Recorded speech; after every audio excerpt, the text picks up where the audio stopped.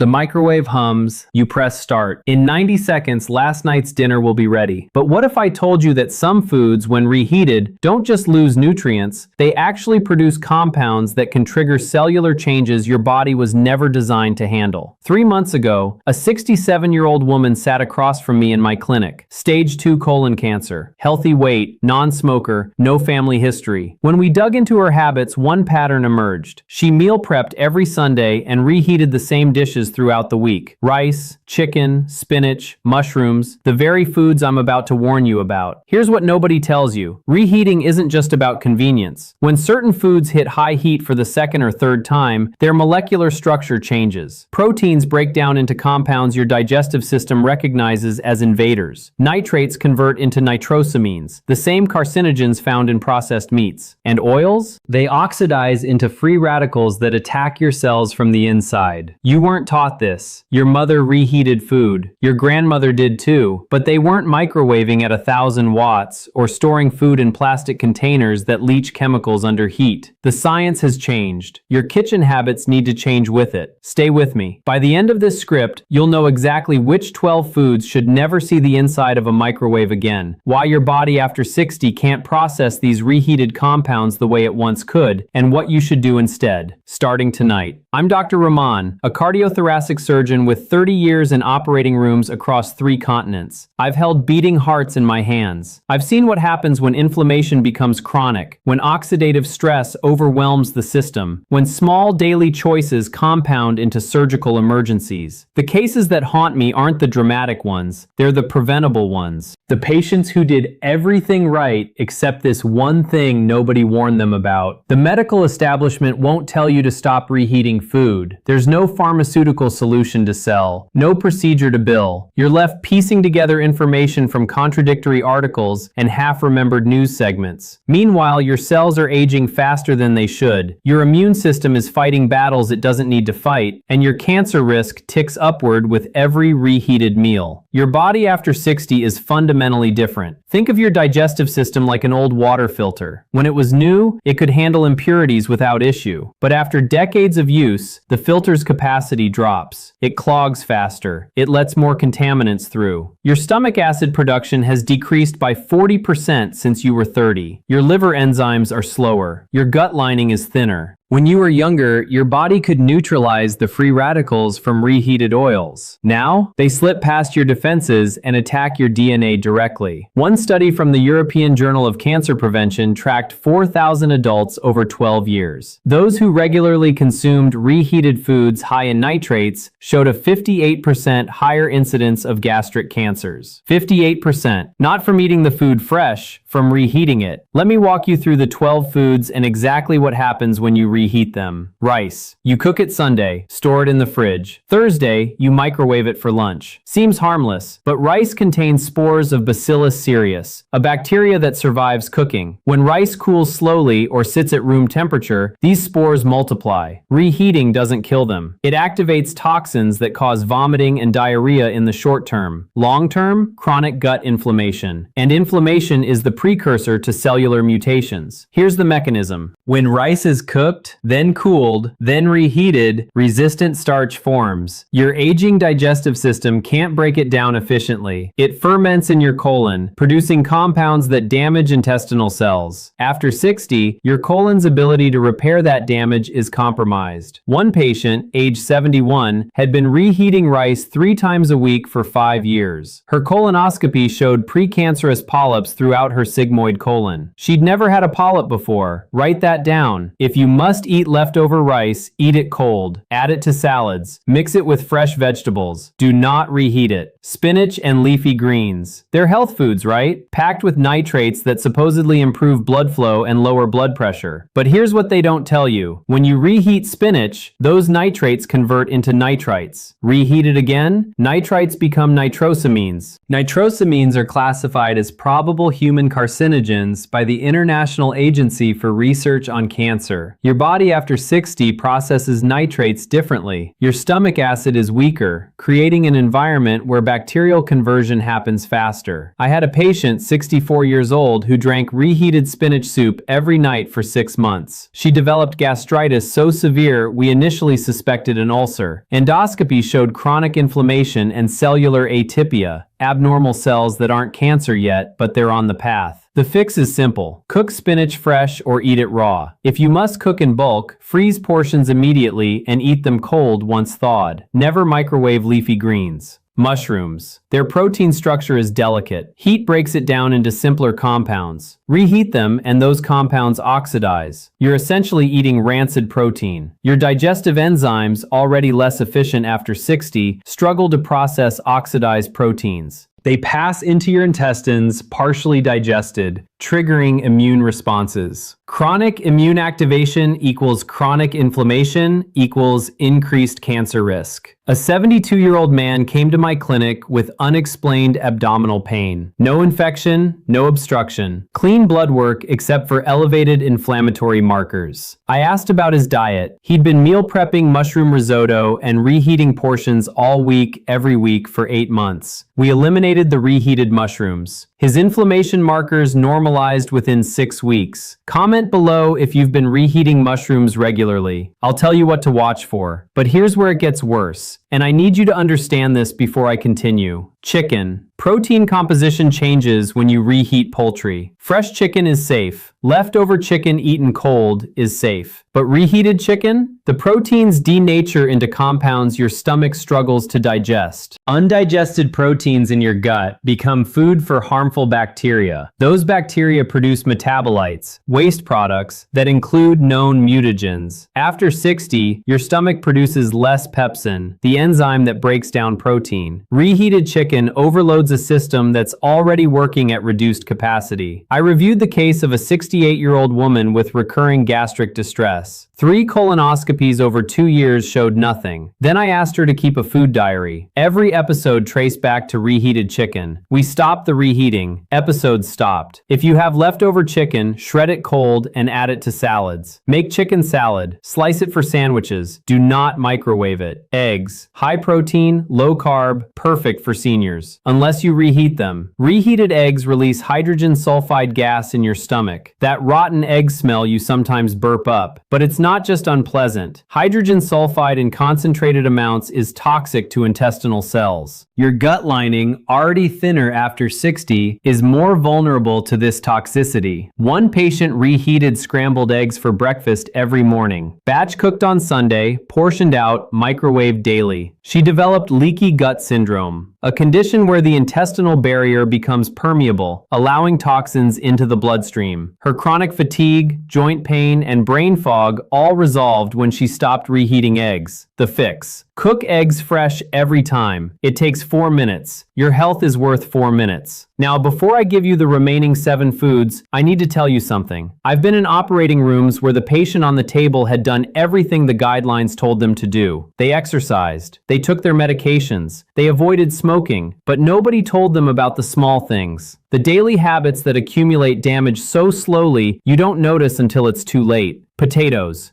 When cooked, cooled, then reheated, potatoes develop resistant starch just like rice. But potatoes also contain glycoalkaloids, natural compounds that increase when exposed to repeated heating cycles. High levels of glycoalkaloids are toxic. They damage red blood cells and disrupt cell membranes. Your aging kidneys can't filter them out as efficiently as they once could. The result? Cellular stress that ages you faster. A 70-year-old man, healthy otherwise, showed elevated liver enzymes during routine blood work. No alcohol, no medications, no obvious cause. He'd been reheating baked potatoes for dinner 4 nights a week. Stop the reheating. Liver enzymes normalized. Eat potatoes fresh or eat them cold. Potato salad is safe. Reheated mashed potatoes are not. Celery and beets. Like spinach, they're high in nitrates. Same conversion process. Nitrates to nitrites to nitrosamines. But celery and beets concentrate nitrates more densely. Reheating them creates a higher concentration of carcinogenic